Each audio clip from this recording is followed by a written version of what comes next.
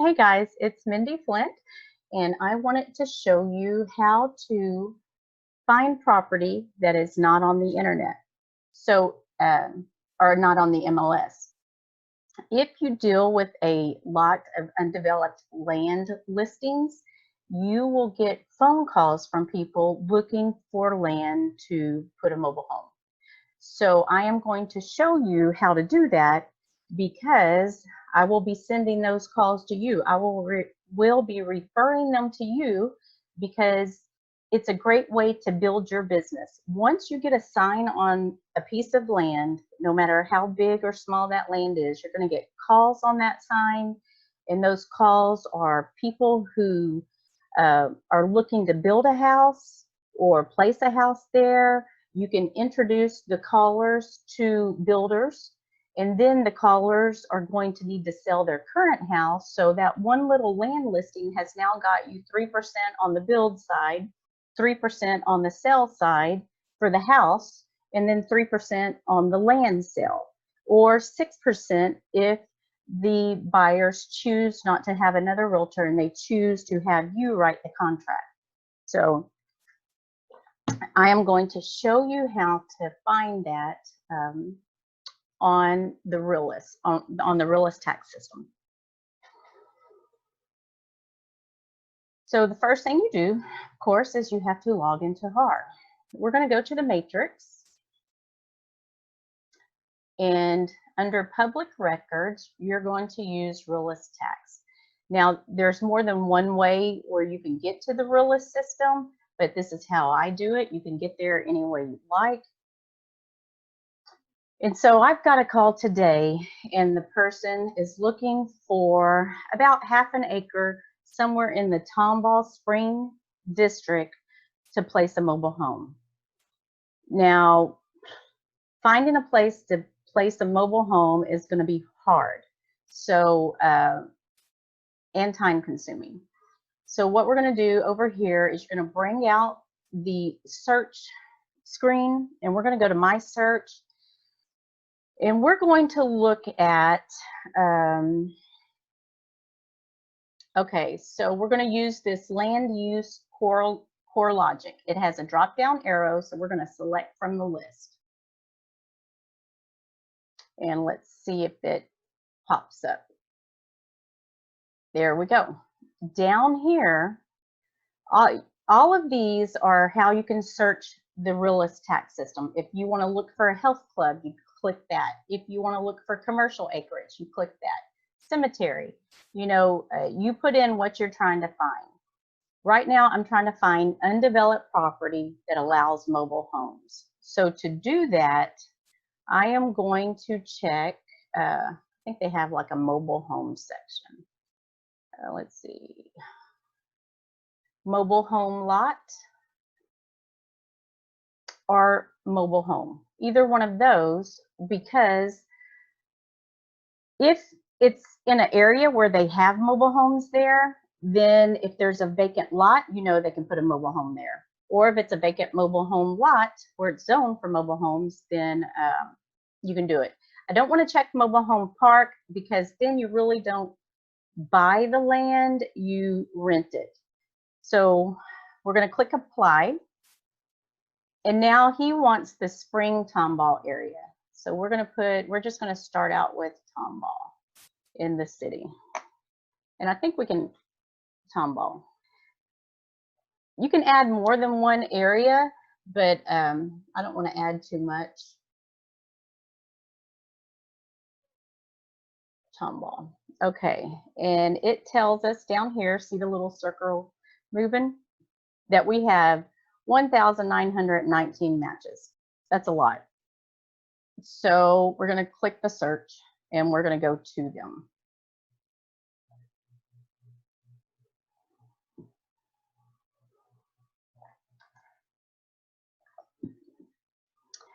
We're going to show the first 1,000.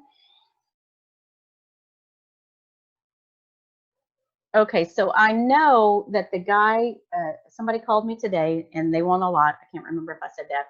And I know originally he was looking in this area, Tomball. So I'm going to concentrate my search maybe in this area, because I know that's what area he wanted to be in. This, might be too far. I'm sure it would be, because he said Tomball Spring. So Springs, we know Springs out this way. So anything maybe along this way. I think right here might be good. So we're gonna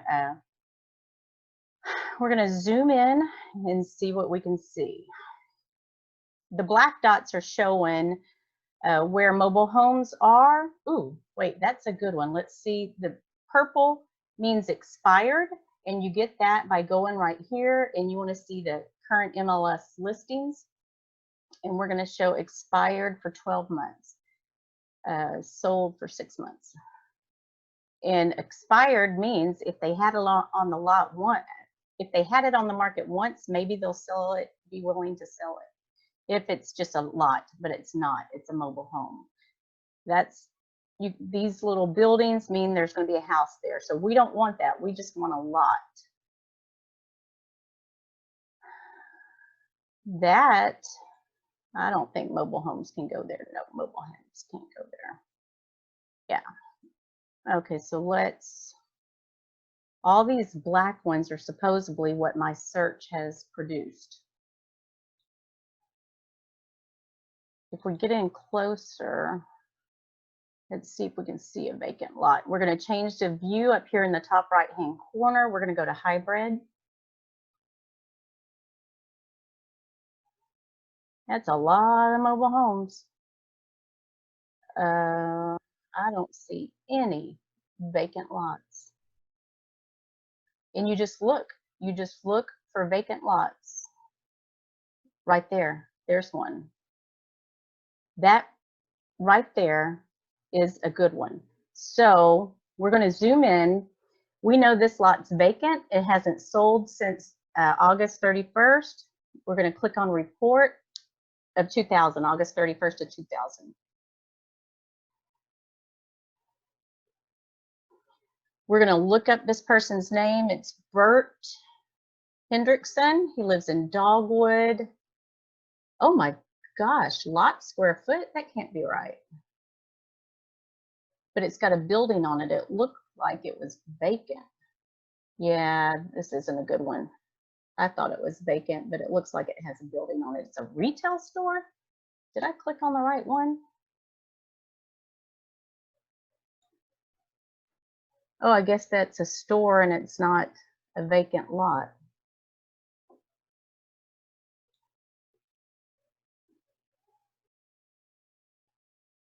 Inverness Forest. I thought it would be a vacant lot. Okay, this is a vacant one off Jane Lane. This one might be a good one. Let's see where they live.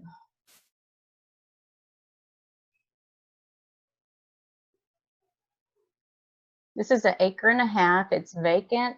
He lives in New Park in Tomball. So he lives in Tomball. Probably not far from it. 46,000 is what the estimate is it. So what I would do is I would call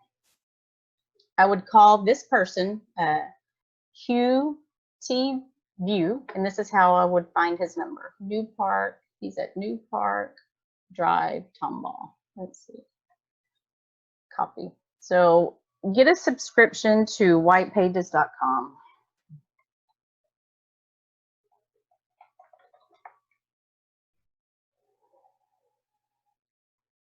We're going to do reverse address search. We're going to put in the address that's on the tax system. And we're going to see what this guy's phone number is. Huan V Dong. So that looks like it's him.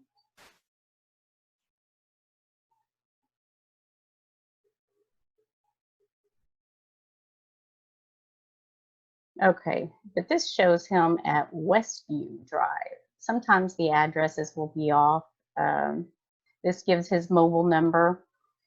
So I will print this page out for my records.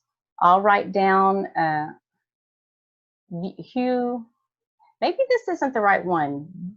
Vu should be the last name. Hugh the first. Hugh Vu. Newport. Let's see if we can come up with something by the name.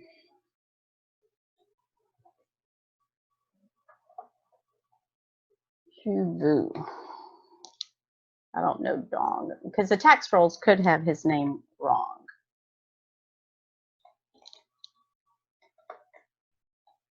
I'm not real comfortable that that is the right person. And search. Okay, this one is probably the right person. Oh, see, there it says you may go by this. And that's the same address. No current or past phone numbers. Crap. So in this case, if you come up with no current or past phone numbers, guess who I'm going to call? I'm going to call his family. Or what I'm going to do is I'm going to shoot them a text. And I'm going to say, hey, this is Mindy Flint. Give the brokerage that I'm with and say, I have a client that's looking for a lot to put a mobile home on. And I wanted to know if Mr. Dong is interested in selling his lot on whatever street that was on. Please have him give me a call. And you leave your name and number. And then there's two things that can happen, or three. They'll text you back and they'll say wrong number. So, you know, of course, I've written down all these numbers. They'll call you back and say, how'd you get this number? And what I say is, I got it from the internet, and they said you might be related to him. And I have a client that's looking to purchase the lot, and I was wondering if he was interested in selling. So they'll either forward your information to him or say, you know, he's not interested. And then I would also send a letter. You send a format letter. It can be typed and you sign it at the bottom to this address to Mr. Dong, but you hand address the outside of the envelope. If the outside of the envelope is hand addressed, you can hear my kids hollering in the background. Oh my gosh. Okay, so if the outside of the envelope is hand addressed, they're going to open it. If it's like computer generated in any way, they'll probably just throw it straight in the trash. So you just send a letter, you call and text, and if I don't get a response from Bo, I will, let's go back here. We'll go back this way. So I'll write down these names and numbers underneath each name, text each person, and you know, 99 times out of 100, they're going to forward your information and say, you know, I'll have him contact you, and you'll get a phone call. But I don't just call that one. So I look on here. So we found that one. I'm going to print it. Where's my print? That's not print. We're going to back.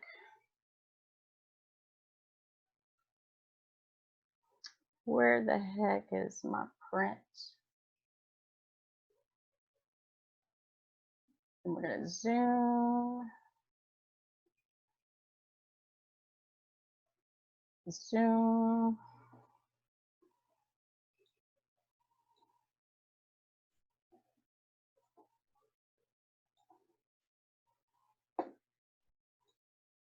Okay, so I'm not only calling, did I open that report? I did. No, I didn't. I did not open that report. So I'm going to open the report. And I'm going to print down here. Quick print.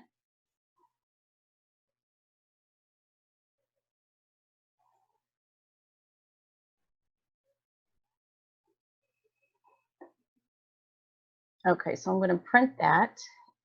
And I'm also going to look for any more that there might be. So there's two things that can happen. So either Mr. Hugh wants to sell, and a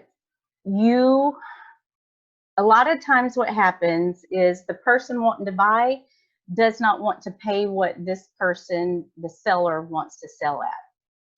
So if they can't come to an agreement, you know, you tell the seller, okay, you know, my client, his top is 50. If you're wanting 65, I can list it for you, and I can put it on the MLS, and we can get 65 for it. Let's see what we can get. So a lot of times when you do that, they want to sell, and you're still looking for other property for your client, and you got a listing in the process. So when you get that listing, you're going to have somebody call you, say, hey, you know, tell me about your property you have listed. And when you list it, you're going to need to know, is it on a septic? Is it city water? Is it in the flood zone? If it's in the flood zone, it's going to be priced lower than it would be if it's not in the flood zone. Is it deed restricted? Can you put a mobile home there? What are the deed restrictions? What's the HOA transfer fee? You know, normally if it's a mobile home, it's not going to have an HOA transfer fee. But so I would call this one. This is a vacant lot. I would also call this one too. Those would be good. Let's see what the average piece of property is selling for in there. So we're going to back up, because when you call the potential seller, you need to know your stuff. You need to know what a property his size would be put on the market for, you know, because he's going to ask, and you need to know, you need to sound like you know what you're talking about. So we're going to look at prior sales, and these red dots are all prior sales. Am I saying that right? Matrix. I thought I opened up that report to print it. I guess not. Or maybe I closed it. I don't know. And I'm just glancing, and I don't see, that one has a house. So the red dots mean they've sold. Did I go back a year? I went back 6 months because that's what HAR goes back. Let's do 9. Everything looks like it has a house on it. So we're looking at other property and what it might appraise for. If you can't find similar comps, you can use the Harris County appraisal records as a guide.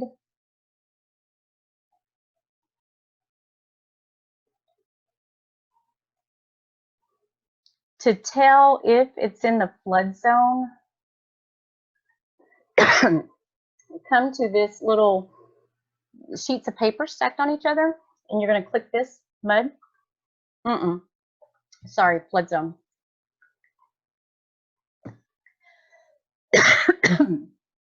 So this property, the purple, is the flood zone. You'll have to disclose, if it's in the flood zone, it's going to be hard to sell. Nobody wants to be in the flood zone.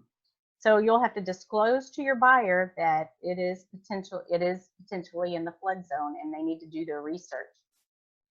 So this one is in the flood zone, and that's going to be very hard to get rid of, because nobody wants to be in the flood zone. But maybe they don't care. I don't know. So that's just FYI. I'm not seeing a lot of comps. If you're in the country, you can go up to 5 miles, 5 miles out. All of these look like they have houses on them, and they were sold with houses.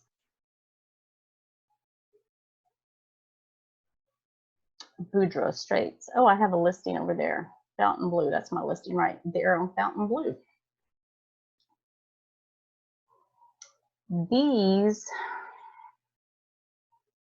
Those all have buildings on it. That's empty. That's going to be way too much. JM Assets. Normally a company's going to own that. Willow Creek.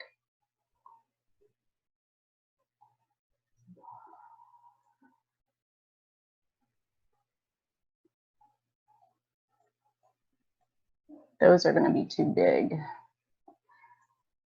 So you would probably be setting the comps. Depends on what your seller wants and what the buyer wants to pay. as to what you would price it at. Going by, let me see how big it is. We're going to do the report. Now I'm going to print it this time. I thought I printed it. Quick print. Print. I'm going to print now. Download a print button to download a printable print. That's what I did, and it's not printing. Maybe it's something on my, oh, that's what I got to do. This one's 1.5 acres. I'm printing it on both sides. 1.5 acres, and it's appraised at $46,000. You know, that's about right because it is in the flood zone. You know, 55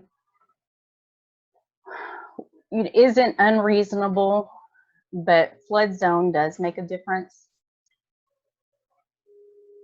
So you would just have to ask, let the buyer know it's in the flood zone, you know, tell the seller, hey, my buyer is willing to pay, you know, 55, 50, 55. Or you can see, you know, this is what it's priced at. See what your buyer wants to pay, see what your seller wants to sell it at. If your seller, you know, and buyer cannot come to an agreement, then you ask the seller, say, okay, well, I can, whatever the seller wants to sell it for, you can say, I can list it. I'll list it for you. And that way you have a seller, you have a listing, and now you still have a buyer you're trying to help find the piece of property in his price range. So this is how you find undeveloped land not on the market. All you got to do is pick up the phone and call. You can start calling now. Tell them you have a buyer. Even if you don't, I do.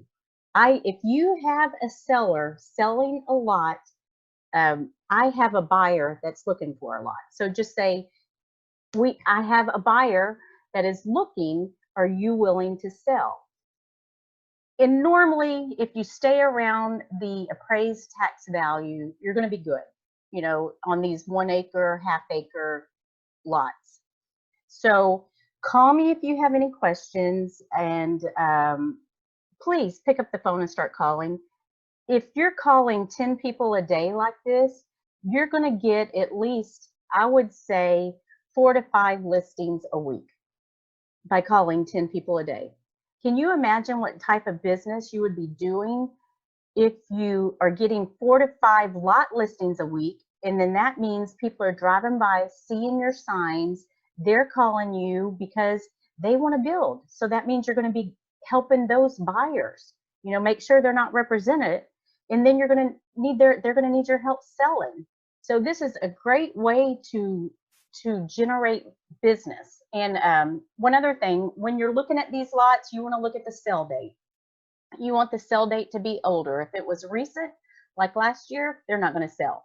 And when you're looking at the address, you want the sell date to be older, and you want them to live out of state. That's perfect, because out of state, yeah, they're just paying taxes on it, and they're not invested in this property at all. So definitely text, call, and send a letter, a written letter, to anybody that lives out of state. But keep up with who you text and who you call. I put the numbers on here. I put texted, called, or texted, called, mailed, and then I put like 2120.